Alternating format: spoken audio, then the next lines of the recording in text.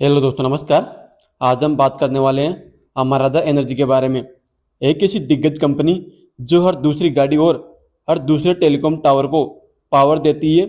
वो कंपनी अपने all time high से अब तक 55% तक गिर चुकी है।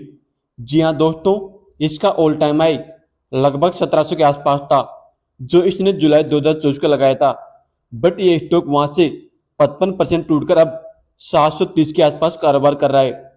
अगर आपका भी इस स्टॉक में एक पैसा फंसाए, मतलब 1 रुपया भी फंसाए, या आप इसमें एंट्री लेने की सोच रहे हो, तो इस वीडियो को 1 सेकंड के लिए भी स्किप मत करना, क्योंकि आज हम सिर्फ डेटा नहीं, इसके पीछे का खेल समझेंगे। सो चलो स्टार्ट कर लेते हैं। सबसे पहले बात करते हैं कि क्यों ये स्टॉक अपने ऑल टाइम हाई से 55% तक टूट चुका है। तो दोस्तों, इसके पीछे कुछ रीजन है जिनको जानते हैं। पहला रीजन है क्वार्टर 3 रिजल्ट। कंपनी ने जब अपने क्वार्टर 3 रिजल्ट अनाउंस किए तो मार्केट डिसअपॉइंट हो गया, क्योंकि कंपनी की सेल्स ईयर ऑन ईयर सिर्फ 6% इंक्रीज हुई है। एक साल पहले इनकी सेल्स 3164 करोड़ थी, जो दिसंबर 2025 में 6% बढ़ के 3351 करोड़ की हुई है। जबकि 3 महीने पहले इनकी सेल्स 3388 करोड़ थी, जो घट के इस क्वार्टर में 3351 करोड़ पे आ चुकी है। और इनका net profit year on year और क्वार्टर ऑन क्वार्टर बेसिस दोनों में ऑलमोस्ट 50% तक डिक्रीज हो चुका है। जो प्रॉफिट 3 महीने पहले और एक साल पहले 300 की रेंज में चलता था, वो सीधा गिर के अब 150 की रेंज में आ चुका है। बॉटम लाइन यही है कि इनकी सेल्स तो बढ़ी है, पर प्रॉफिट गायब था। इसमें गिरावट का दूसरा कारण है बैटरी बनाने के लिए जो एलॉय मतलब लीड लगता है, उसके दाम ग्लोबल मार्केट में अचानक से बढ़ गए। साथ ही पावर और फ्यूल कॉस्ट भी बढ़ गई। इस वजह से इनका EBITDA मार्जिन क्वार्टर 3 में सबसे कम 11% आया है, जो एक साल पहले 12% से ऊपर चलता था और 3 महीने पहले 14% से ऊपर चलता था।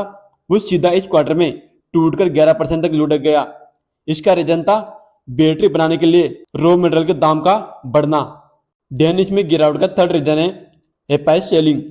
मार्च 2024 को एपाइस के पास इस कंपनी में 24.46% की स्टेक थी, जो वहां से कंटिन्यू डिक्रीज होते होते अब दिसंबर 2025 में 17.37% तक आप पहुंची है। ये थे इसमें गिरावट के 3 main reason. Then next point की तरफ आगे बढ़ने से पहले, अगर आप सभी को वीडियो इन्फॉर्मेटिव लग रही हो तो लाइक का बटन दबा दीजिए।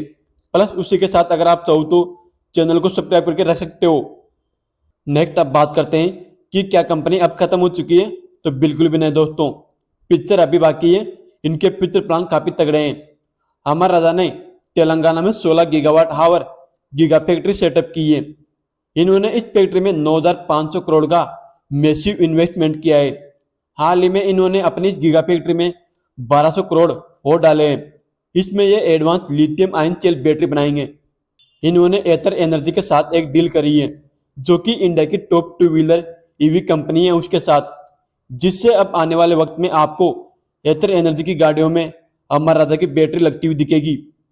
2027 के एंड तक इनका NMC केमिस्ट्री वाला lithium ion cell production start हो जाएगा। देन अब बात करते हैं कि इसमें वापस रिकवरी कब होगी। अब आते हैं सबसे बड़े सवाल पर कि रिकवरी कब होगी।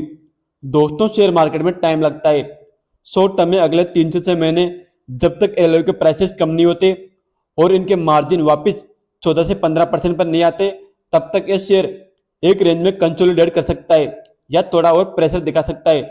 लेकिन लॉन्ग टर्म में जब इनकी 2027 में गीगा फैक्ट्री से ईवी बैटरी निकलनी शुरू होगी, तब इसमें बाउंस बैक हो सकता है। ये स्टॉक अभी अपने 52 वीक लो के पास स्ट्रगल कर रहा है। अगर आपने इसे लॉन्ग टर्म के लिए बाय किया है तो लॉस में पैनिक सेलिंग करना शायद समझदारी ना हो, क्योंकि ईवी का फ्यूचर स्ट्रॉन्ग है।